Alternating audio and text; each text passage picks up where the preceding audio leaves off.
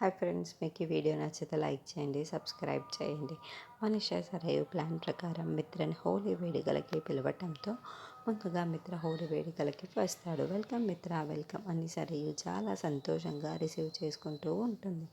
రా మిత్ర, నువ్వు వస్తావనుకోలేదు, నువ్వు వచ్చినందుకు చాలా సంతోషంగా ఉంది అని సరియు చెబితే అప్పుడే వేరే కొత్త మిత్ర దగ్గరికి వచ్చి మాట్లాడుతూ ఉంటాడు.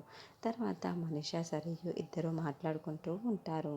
మిత్ర ఒక్కరినే కూడా ఎవరు ఇలా హోలీ పంపిస్తుంది అని నేను అస్సలు ఊహించలేదు. మనిషా, సూపర్ కదా, నీ ప్లాన్ చాలా బాగా సూపర్ అవుతుంది, ప్లాన్ అమలు అవుతుందని నువ్వేదో ఒక ప్లాన్ చేస్తావని తెలిసి కూడా లక్ష్మి ఇలా మిత్రని ఒక్కరినే పంపించింది అంటే నాకు ఎక్కడో తేడా.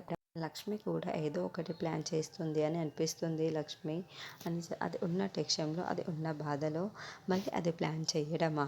అలాంటిది ఏమీ లేదు, నేను మిత్రని పెళ్లి చేసుకుంటాను, చూస్తూ ఉండు అని మనీష చాలా సంతోషంగా చెబుతూ ఉంటే నాకు కూడా సంతోషంగానే ఉంది. కానీ లక్ష్మిని అంత తేలిగ్గా తన ఓటమిని అంగీకరించదు కదా, అక్కడే తేడా కొడుతుంది. సరే ఏదైతేనేం మిత్ర వచ్చాడు, మనకంతే చాలు అని సరియు ఉంటుంది. అప్పుడే కార్ వచ్చేసి ఆకటంతో సరియు మనిషి ఇద్దరు ఆ కారు వైపుకు చాలా షాకింగ్గా చూస్తూ ఉంటారు. అందులో నుంచి లక్ష్మి దిగుతూ ఉంటే లక్ష్మితో పాటు జాను, వివేక్, దేవయాని, జయదేవ్ కారు దిగుతూ ఉంటారు. దాంతో మనిషా సరియు ఇద్దరు నోరు తెరుచుకొని మరీ చూస్తూ ఉంటారు.